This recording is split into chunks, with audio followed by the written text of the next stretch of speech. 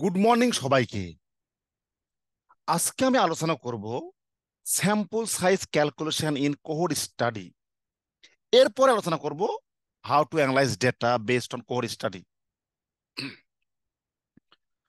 So cohort study সাধারণত আমাদের দুইটা গ্রুপ থাকে, একটি এক্সপোজ, একটি নন এক্সপোজ। এক্সপোজ কিভাবে ডিফাইন করব? দেখুন, এক্সপোজের ডিফাইনটা করতে হয় এভাবে, আমি যাকে ফোকাস করতে চাই। তো যদি আমার উদ্দেশ্য থাকে রিক্স, রিক্স মানে একটা খারাপ বৈশিষ্ট্য, দুইটি গ্রুপ, একটি ভালো একটি খারাপ, আমরা খারাপকে সবসময় এক্সপোজার বলবো সাধারণত। ধরুন একটি আমার example, evaluating the effect of non receiving colostrum. দেখে এখানে নন রিসিভিং, তাহলে এখানে দুইটা গ্রুপ, একটি কি রিসিভ কোলোস্টাম আর একটা নট রিসিভিং কোলোস্টাম। তাহলে আমি এক্সপোজার কাকে ধরবো?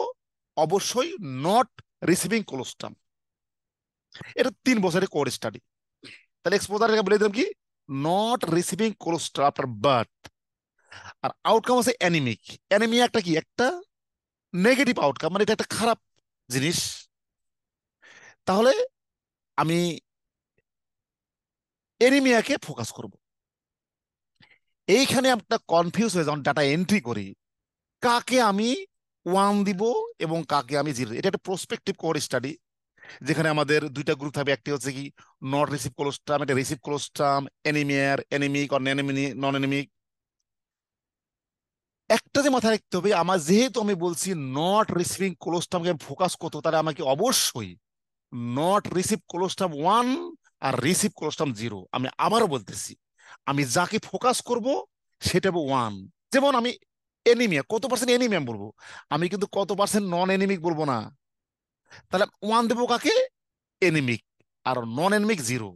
তাহলে সুবিধা হবে কি? সুবিধা হবে আমাদের ইন্টারপ্রেট করতে, অ্যানালাইজ করতে। এই জন্য আমি সবাইকে অনুরোধ করব, কোডিং করার সময় আমি যাকে ফোকাস করতে চাই সেটা বলবো এনিমিক। তাহলে যেটা এক্সপোজার গ্রুপ, এক্সপোজার এবং নন এক্সপোজার, তাহলে আমি যাকে ফোকাস করবো সেটা ওয়ান আর বাকিটা হবে জিরো। তাহলে যেটা ওয়ান সেটা হচ্ছে আমার এক্সপোজার গ্রুপ, এটা মাথায় রাখতে হবে। এই নট অর ইয়েস, নান, এটা দিয়ে আমরা কনফিউজ হয়ে যায় যে এক্সপোজ আর নন এক্সপোজ। নন মানে নট, এটাতে কোনো ইয়া নাই। মাথায় রাখতে হবে আমি যাকে ফোকাস করতে চাই সেটা হচ্ছে এক্সপোজ, বাকিটা নন এক্সপোজ। চলুন এখানে একটা, এগুলো আমি সবই এক্সাম্পল। ধরুন আমার কিছু ইনক্লুশন ক্রাইটেরিয়া এখানে আমাদের অ্যাপ্লাই করতে হয় কোর স্টাডিতে। কেমন? আমি জাস্ট একটা বাচ্চার বয়স যখন 2 বছর হবে তখন তাকে আমি এনরোল করবো, এটা হচ্ছে আমার ইনক্লুশন ক্রাইটেরিয়া। এবং যখন আমি এনরোল করবো, তখন আমি কনফার্ম হবো বাচ্চাটা এনিমিয়া নয় বা নন এনিমিক। কেন নন এনিমিক? কারণ আমি ইনসিডেন্স ইনসিডেন্স বের করবো, নিউ কেস আউটকাম। সুতরাং আমি এই ইন্টারভালের মধ্যে, এই 2 থেকে 5 বছরের মধ্যে আমি দেখবো কত পার্সেন্ট এনিমিক হয়। সুতরাং যখন আমি বাচ্চাকে ফলো আপ শুরু করব, ওই সময় সবগুলো আমি ভালো বাচ্চাদের নেবো, যাদের কোনো অ্যানিমিয়া নাই। এবং এই যে 2 থেকে 5, 3 বছর আগে ফলো করবো, এই 3 বছর সে অ্যাভেলেবল থাকবে কিনা, এটা কিন্তু আমাদেরকে এনরোলমেন্টের সময় কিন্তু আমাদের জেনে নিতে হবে। আরেকটা জিনিস, যেহেতু কোলোস্ট্রাম আমাদের আউটকাম এক্সপোজার ভেরিয়েবল, সুতরাং আমি ওই সমস্ত বাচ্চাকে আমি নিব যে সমস্ত বাচ্চার মা জানে যে জন্মের সময় কোলোস্ট্রাম বা শাল দুধ দিয়েছে অর নট। আরেকটা জিনিস, আমরা ডিজাইন লেভেলে আমি কিছু ডাটা নিব, নেওয়ার পর আমি এগুলো ইনক্লুড করব। যেমন ধরেন, জন্মের সময় যারা লো বার্থ ওয়েট ছিল তাদেরকে আমি নিব না, কারণ আমার তো মূল উদ্দেশ্য কোলোস্ট্রামের ইফেক্ট।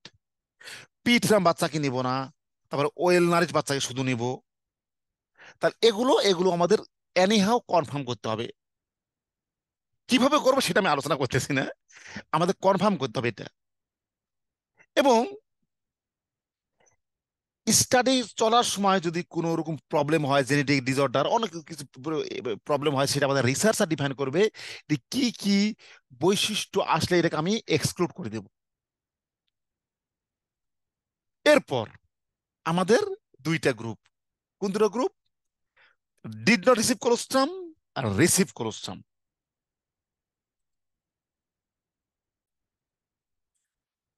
এরপর 3 বছর কি হবে, এটা আমাদেরকে একটা ফ্রেমওয়ার্ক তৈরি করতে হবে। কি হবে? 3 বছরের পরে এনিমিক হবে অথবা নন এনিমিক হবে। কিন্তু আমি আবারও বলি, অবশ্যই এনরোলমেন্টের সময় আমি ওই সমস্ত বাচ্চা নিব যাদের মধ্যে কোনো এনিমিয়া নাই। আদারওয়াইজ আমি রিস্ক বা ইনসিডেন্স বের করতে পারবো না। তাহলে কি হবে? ধরুন, based on the literature review, আমি মনে হয় যারা কোলোস্ট্রাম খায় তাদের মধ্যে এনিমিক হওয়ার চান্স হচ্ছে 40%। তাহলে যারা কোলোস্ট্রাম খায় না তাদের মধ্যে রিস্ক হচ্ছে 1.7, রিস্ক রেশিও বা রিলেটিভ রিস্ক।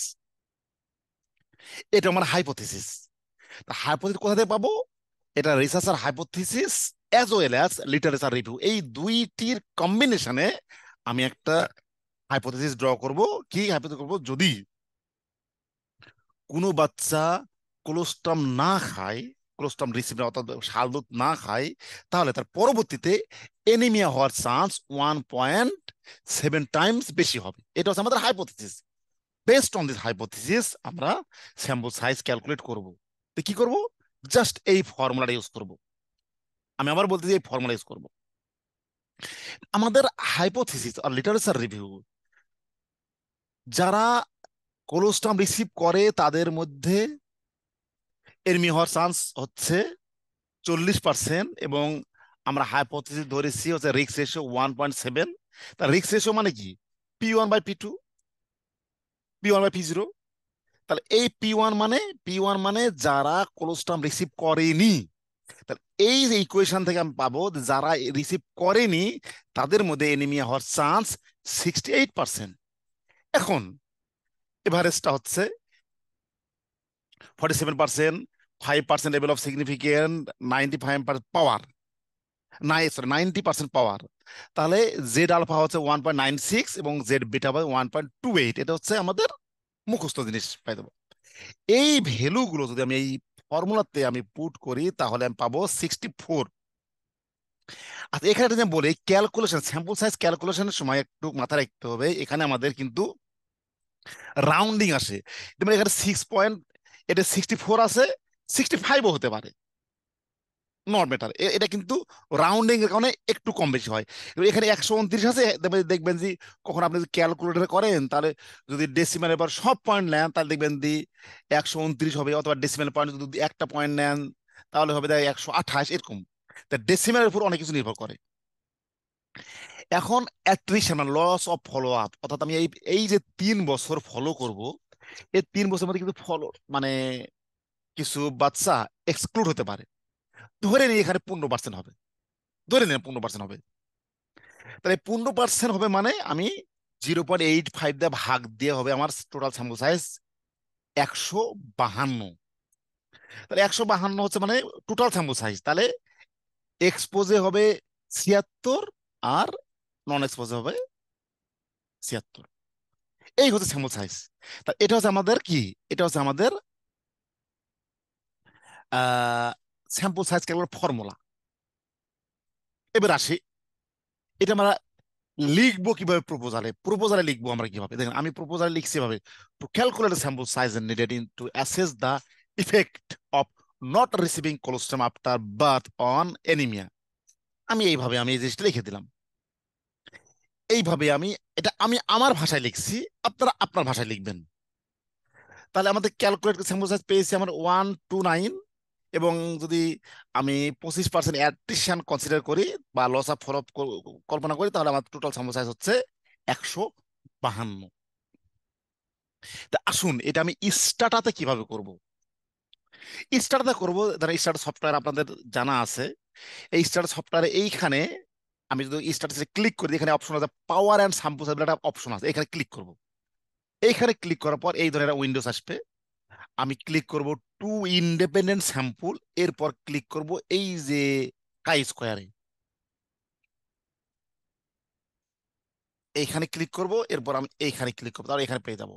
তাহলে এখানে আমার 90% পাওয়ার, এখানে হচ্ছে আমার কন্ট্রোল এখানে বলা আছে, তো এখানে এখানে হচ্ছে ধরেন নন এক্সপোজ, এখানে আমি দেবো 0.4। আর রিলেটিভ রিস্ক এখানে আমি এখানে ক্লিক করলে রিলেটিভ রিস্ক আসবে। এবং 1.7 আমি এখানে ক্লিক করি, তাহলে আমার স্যাম্পল সাইজ চলে আসে। আচ্ছা, এখানে সরাসরি আমরা এটা না করে আমি চলে যাই লাইভে।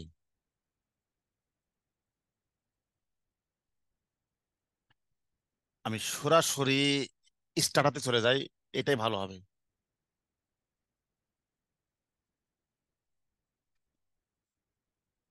এই দেখুন, স্ট্যাটিস্টিক্সে আসলাম, এই পাওয়ার অ্যান্ড স্যাম্পলে ক্লিক করলাম। ক্লিক করার পরে এখানে দেখুন আছে প্রপোর্শন, এবং দেবো টু ইন্ডিপেন্ডেন্ট স্যাম্পল। কাই স্কোয়ার ক্লিক করব। কাই স্কোয়ার ক্লিক করলে এবার এখানে দেবো আমি, এখানে কি আছে দেখেন, এখানে আমি দেবো 0.9, এরপর ওয়ান, ওয়ান টু ওয়ান ঠিকই আছে, এখানে আছে কন্ট্রোলের 0.4, আর এখানে দেবো আমি 1.7। টু সাইড সবই ঠিক আছে। এইখানে দেবো আমি রিলেটিভ রিস্ক বা রিস্ক রেশিও। এখানে আমি যদি সাবমিট করি, এই দেখুন চলে আসছে কত,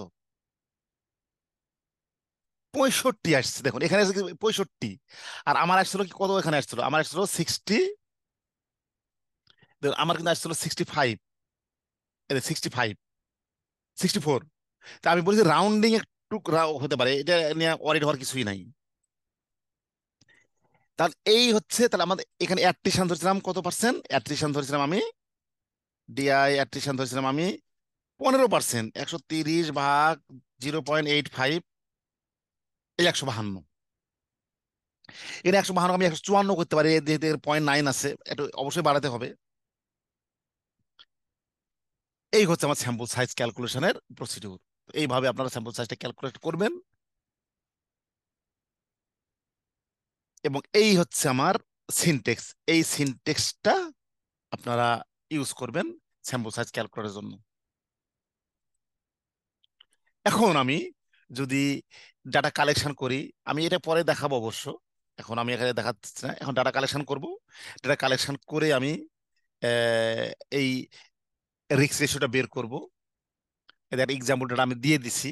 এই ডাটাগুলো ব্যবহার করে আমরা পরবর্তীতে ডাটা অ্যানালাইসিস করব। আজকে এ পর্যন্তই। সবাইকে অসংখ্য ধন্যবাদ। তাহলে এই হচ্ছে আমাদের স্যাম্পল সাইজ ক্যালকুলেশনের প্রসিডিওর। সবাইকে অসংখ্য ধন্যবাদ।